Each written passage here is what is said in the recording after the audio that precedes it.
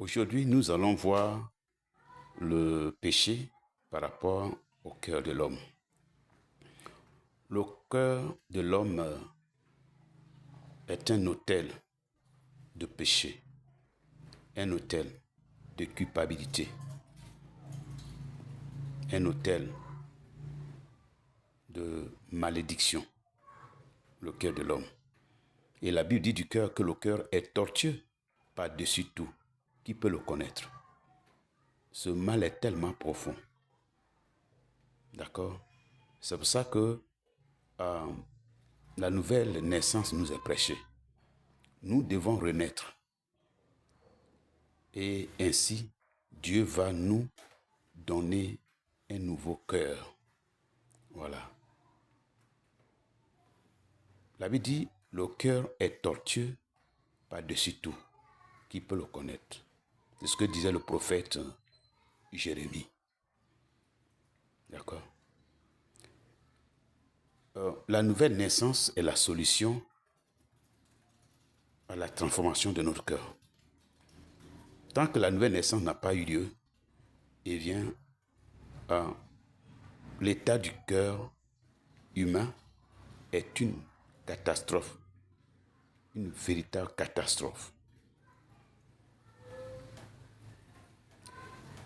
Et pour s'en sortir, il faut éviter de méditer le mal. Parce que le mal est déjà dans le cœur, comme je l'ai dit, du cœur humain. D'accord? Mais si on médite le mal, pour ne pas dire un mal quelconque dans le cœur, alors il va être expérimenté. Ce mal-là va être manifesté à l'extérieur. D'ailleurs, la Bible dit, c'est de l'abondance du cœur que la bouche parle. Tant que nous méditons le mal, tant que nous attardons sur ce qui n'est pas bien, ce qui est mal, tant que nous nous concentrons sur une rancune quelconque, sur une jalousie quelconque contre quelqu'un d'autre, notre témoin de vie sera nul, sera méchant. Et on sera connu ainsi, comme quelqu'un de méchant.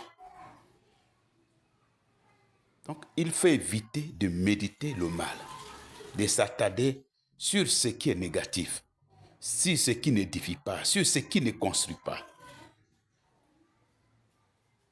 pour désenvoûter, pour désactiver la puissance du péché dans notre cœur. Nous devons méditer le bien. Nous devons méditer le bien. C'est vrai que les gens ne voient pas dans nos cœurs et que nous sommes le seul à avoir le cœur, après Dieu.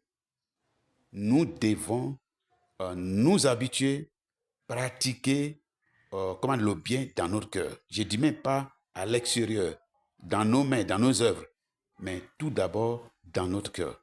C'est le défi quotidien que nous devons nous donner si nous voulons désenvoûter, nous voulons désactiver la puissance du mal dans notre cœur.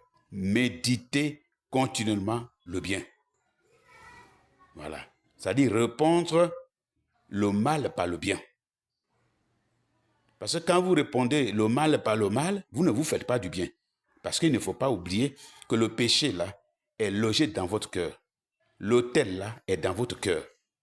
Donc, même si vous méditez le mal contre quelqu'un, mais le mal est logé dans votre cœur et donc vous êtes celui qui sera le plus, victime de ce mal-là. Vous croyez le faire vraiment contre l'autre, mais le mal qu'on fait à l'autre est trop peu par rapport au mal qu'on se fait à soi-même. Méditez le bien tout le temps, dis-je, pour que vous puissiez désenvoûter, rendre impuissant la puissance du péché.